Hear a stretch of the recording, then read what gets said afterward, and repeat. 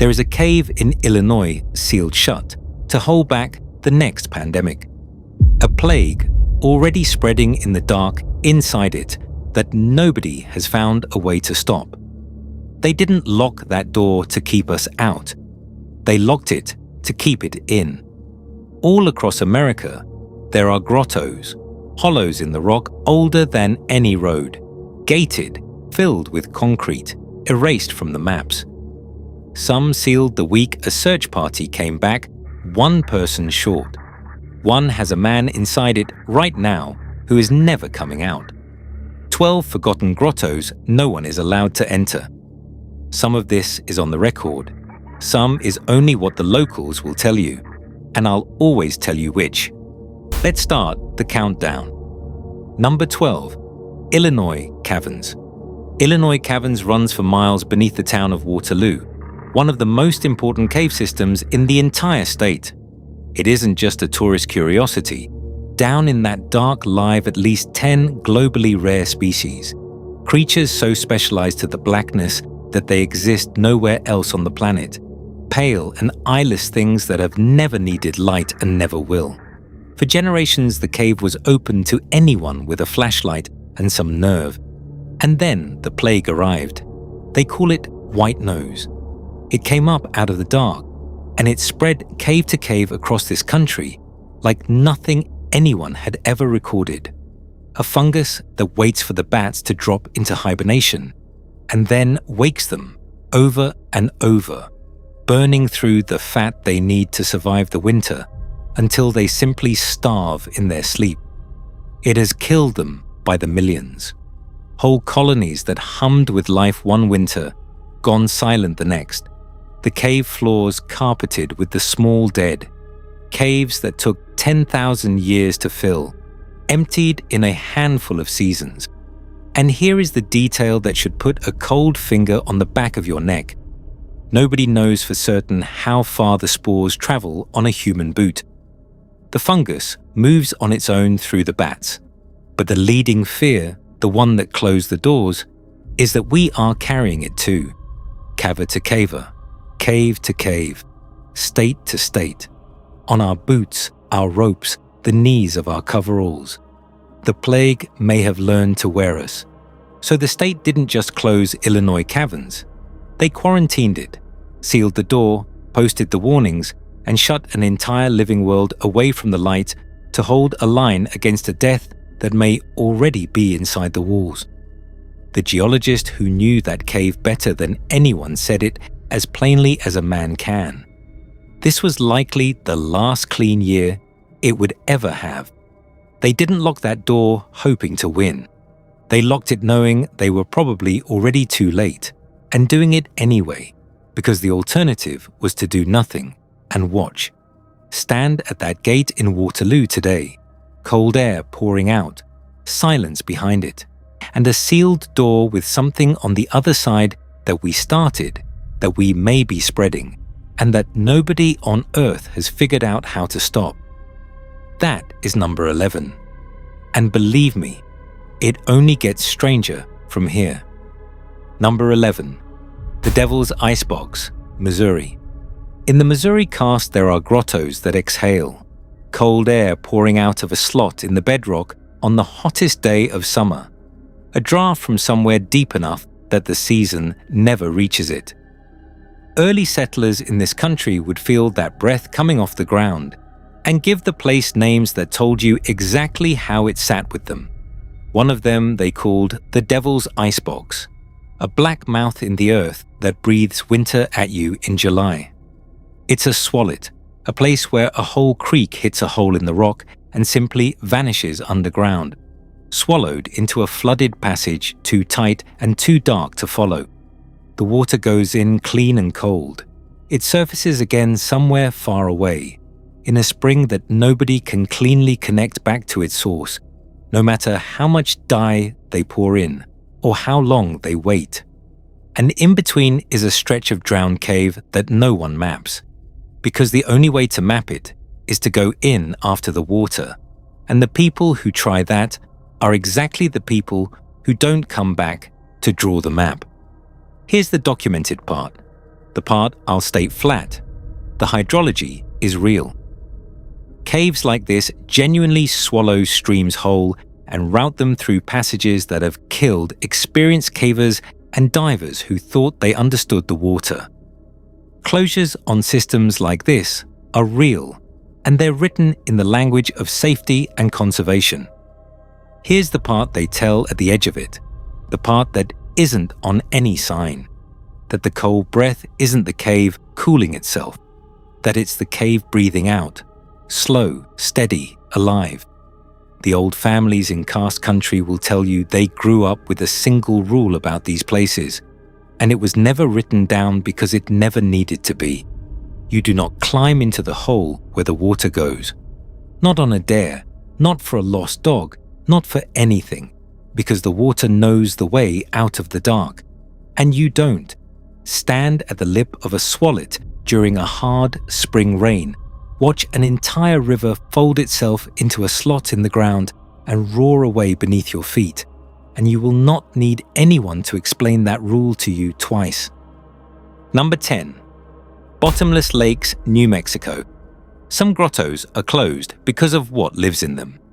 This one earned its name from what doesn't come back out. In the desert of southeastern New Mexico, the ground gives way into a string of water-filled sinkhole caves, circular shafts of unnervingly clear water that drop straight down into the dark. They formed when underground caverns dissolved and collapsed, leaving these deep, still, vertical wells in the middle of dry country. When the first settlers and cowboys came across them, they did the obvious thing.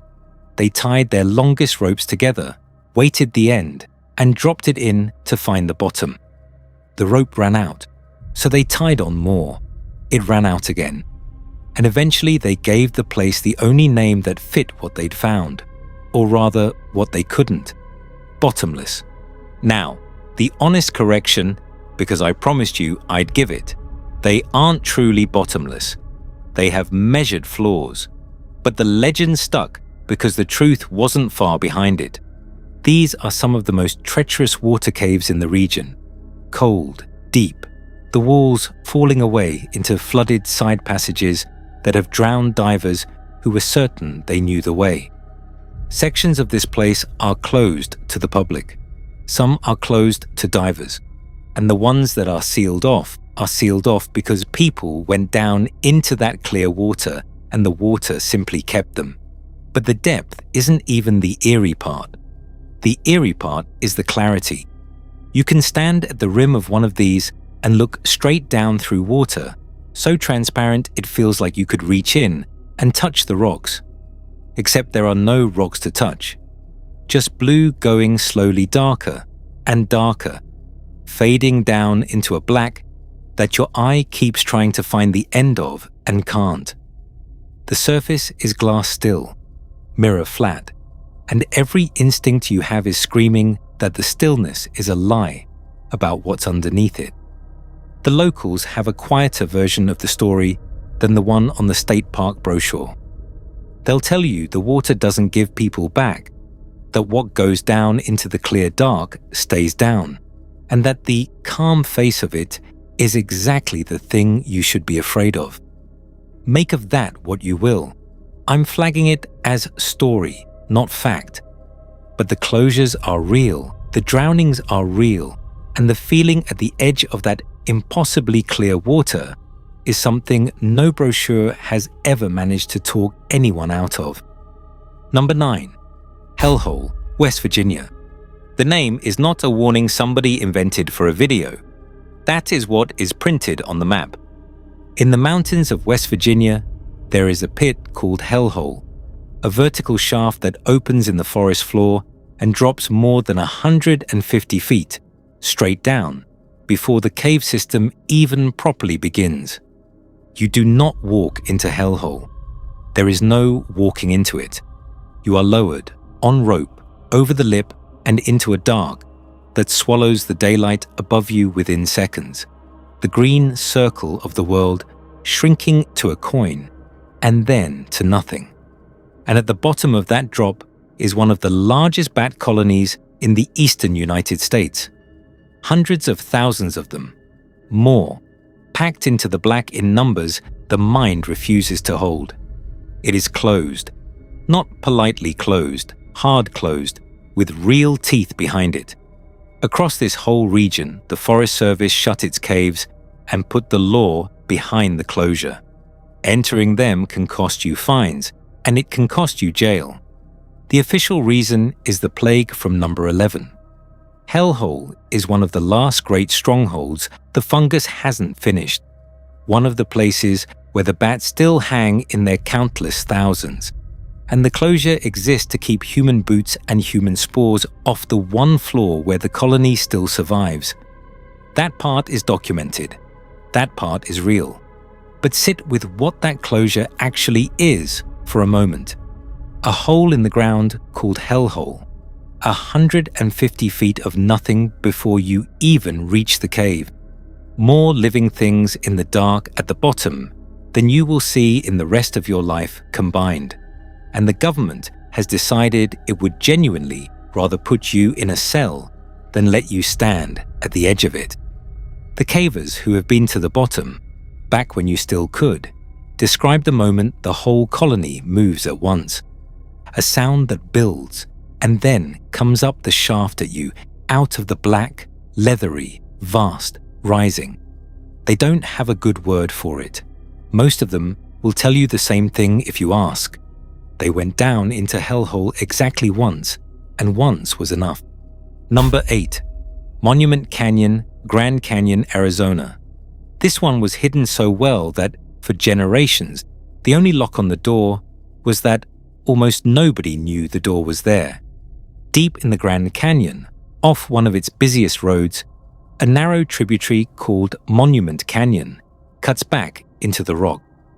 The tribes of the canyon have known it for far longer than there has been a country to draw it on a map, known it as a place you do not enter, a ceremonial corridor, a prayer shrine cut into stone. There was no fence. There was no sign worth the name. The remoteness was the lock, and the silence the people of the canyon kept around it was the only warning anyone needed for 1,000 years. And then, the story goes, the drones came. Footage surfaced of outsiders who had found their way in where they had no business being. Graffiti scratched into rock beside a Hopi shrine. Ancient panels disturbed by hands that should never have touched them. So in 2017, after consulting 5 affiliated tribes, the Park Service slammed the door for good. Motion sensor cameras went up in a canyon that had never once needed a camera. Patrols began. Cross that line now, and it is a $5,000 fine and the real possibility of criminal charges. Here is what gets under my skin about Monument Canyon. The line was always there. It was drawn by people who had known for 100 generations that some ground is not for outsiders, and it held, not because of a wall, but because of respect and distance and the simple fact that the canyon hid it. It took graffiti next to a shrine for the rest of us to finally be told, formally, in writing, what those people had always known. And it is not the only one. The Grand Canyon is laced through with corridors exactly like it. Burial grounds, sacred shafts, caves issued by permit to researchers and to absolutely no one else.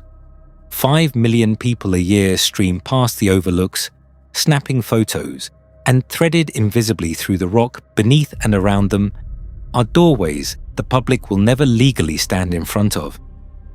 Places the oldest people on this land marked as forbidden long before any of us arrived, and meant it, and mean it still.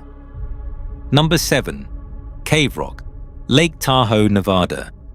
Some places were never ours to open or close in the first place.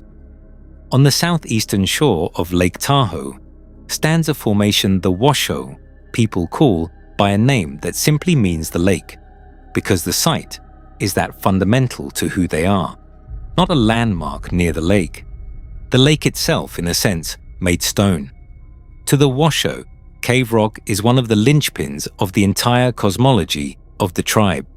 a place of such spiritual power that, by tradition, only trained medicine men are permitted to go there. Women are forbidden even to look at it, not to climb it, to look at it.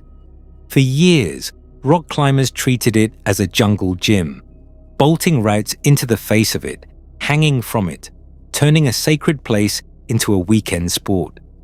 The Washoe fought them, and they fought them the long way, through the courts.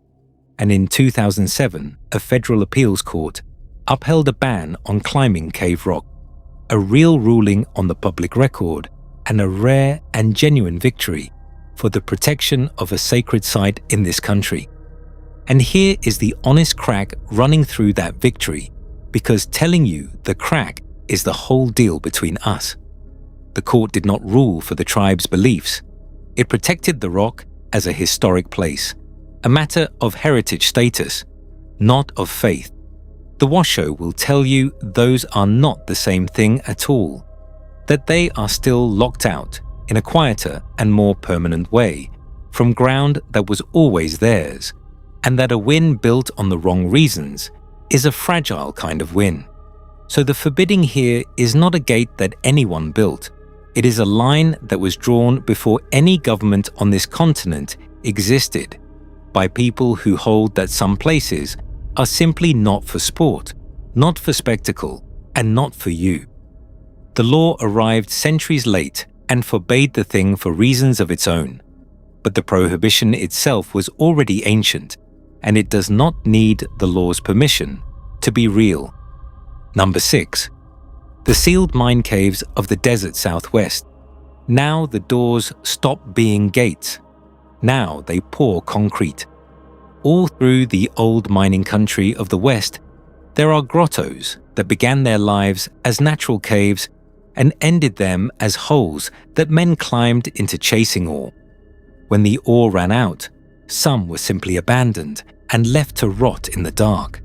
But others were sealed, finally, deliberately, with intent, and not with a padlock you could theoretically pick, with the ceiling blasted down across the passage, with concrete poured solid into the mouth until there was no mouth anymore. Some of those seals have a documented reason that is frightening enough entirely on its own. The rock behind them is radioactive. This was uranium country, and the mining left caves and shafts so contaminated that simply standing inside them for long is dangerous to a human body. The Grand Canyon alone has old mine sites locked away permanently because of what the invisible thing in the ground will do to you. That is flat fact, and it is its own kind of horror. A door sealed not against an animal or an intruder, but against a poison you cannot see, smell, or feel until it is far too late. But a sealed entrance has a psychology that a gate will never have. A gate says not yet. A gate is an argument you might one day win. Concrete says never. Concrete is the end of the conversation. And when you come across one of these out in the backcountry, a wall of poured stone where a cave used to breathe cold air, the rock around it scarred from the blast that brought the ceiling down, you are standing in front of a decision that somebody made to close a door on the earth and be absolutely certain it could never open again. The old miners told stories about a few of them, about air that came out wrong, about a passage that somebody sealed in a hurry and would not talk about afterward, not for money, not for drink. Most of it, I'll be honest with you, is just rock and bad gas, and the ordinary dangers of a hole in the ground. But for the ones behind the concrete, the genuinely honest answer is the unsettling one. Nobody alive can go and check. Number 5, Russell Cave, Alabama. Some grottos were closed only once we finally understood how long the dark inside them had already been occupied. In northern Alabama, there is a cave mouth where human beings sheltered for 10,000 years.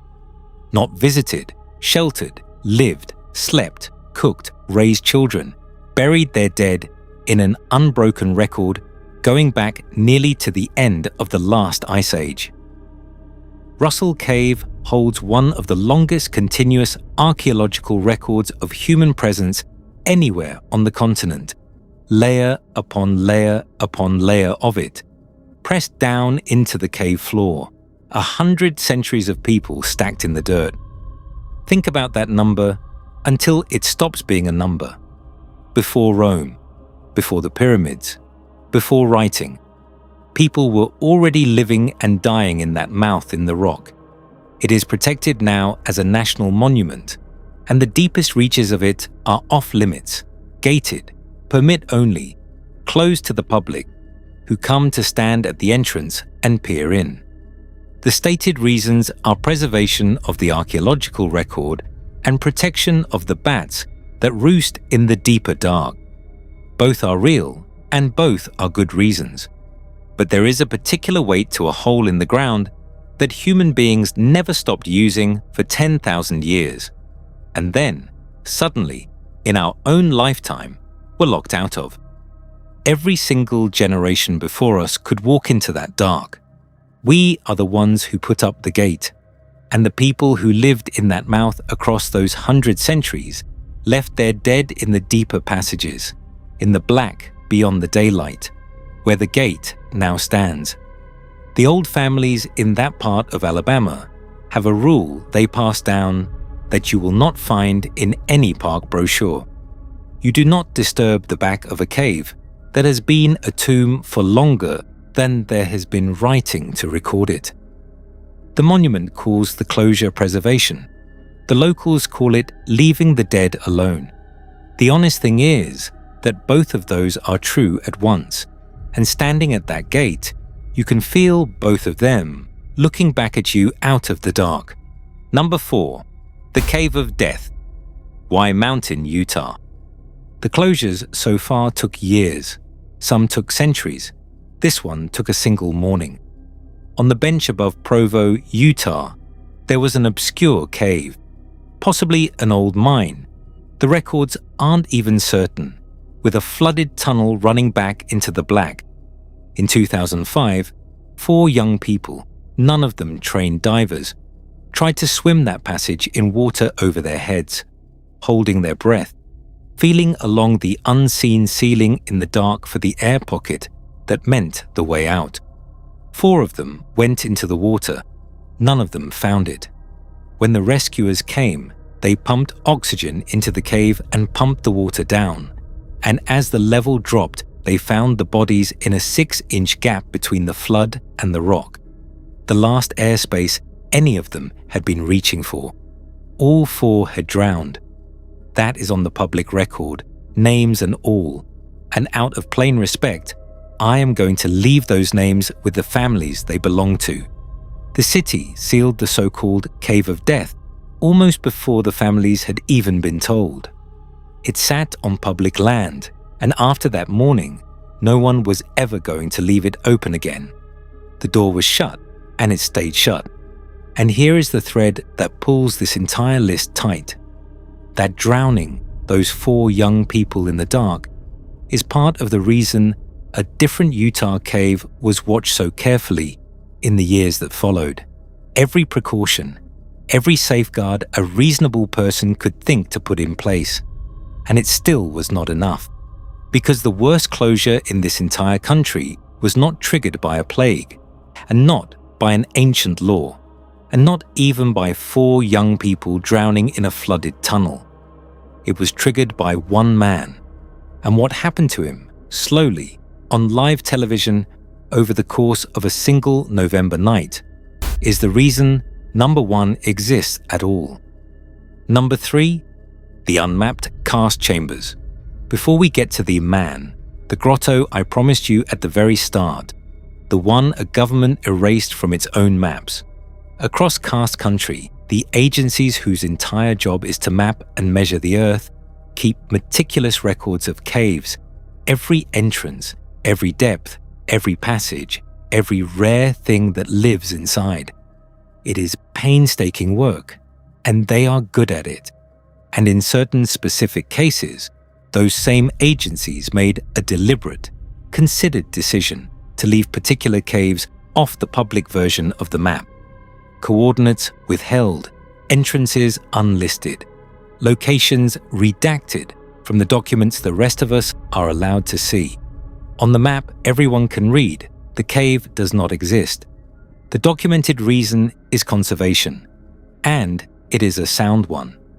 Some species are so rare and some formations so fragile that simply publishing the location would guarantee their destruction. Within the week, the coordinates got loose, trampled by traffic, looted, vandalized, loved to death by people who would never mean it harm. That is real. It is the likeliest explanation by far, and I want to say so as plainly as I can, so you don't walk away from this with the wrong idea. But sit with the act itself for a moment, separate from the reason. Somewhere out there is a hollow in the rock that the people who know the ground better than anyone alive chose to unmap. They have measured it. They have stood inside it with their lights and their instruments. And then they decided that the rest of us are safer, believing it simply isn't there. A blank space on the map made blank on purpose. A door with no marked location. A grotto hidden by the only people on Earth equipped to find it. You cannot be forbidden from a door you cannot find. There is no gate to climb, no lock to pick, no sign to ignore, because as far as the map is concerned, there is nothing there at all. That is the most total closure there is. Not steel, not concrete. Erasure, a place removed from the world of known places by the very hands that knew it best. Number 2, Nutty Putty Cave, Utah. The reopening, which brings us back to Utah and to a cave that tried to warn everyone and was overruled. Nutty Putty was discovered in 1960 outside Salt Lake City, a warm, winding hydrothermal cave, unusual for the way the rock holds heat, drawing roughly 5,000 visitors a year. Boy Scouts, college kids, anyone looking to thread their body through its tight, clay-slick passages and feel, for an afternoon, like an explorer. And it had a reputation. People knew this cave was dangerous. They knew it the way you know a stretch of river is dangerous, respectfully, and not quite enough. In 2004, 2 scouts got pinned in one of its squeezes, and after that, the cave was closed. And then they reopened it. In 2009, under a careful management plan that looked, on paper, like the very picture of responsibility, one group inside at a time, reservations required, the entrance padlocked at night. Every reasonable safeguard a thoughtful person could devise was written into that plan. The closure was lifted precisely because everyone involved had looked at the risk, on paper, and agreed it was managed, controlled, handled. The risk was not managed, the risk was not handled. We will get to exactly why in number 1. Because what happened just months after that reopening is the reason this cave is not merely closed today. It is gone, sealed, erased from the entire world of places a human being can enter. Hold that thought as we go. A cave dangerous enough to lock once already, reopened because a room full of careful people convinced themselves they had finally outsmarted it. Every grotto still locked tight on this whole list. Every gate, every penalty, every wall of concrete owes part of that lock to the lesson Nutty Putty taught the entire country in one November night. We had the warning. We had it in writing, and we overruled it.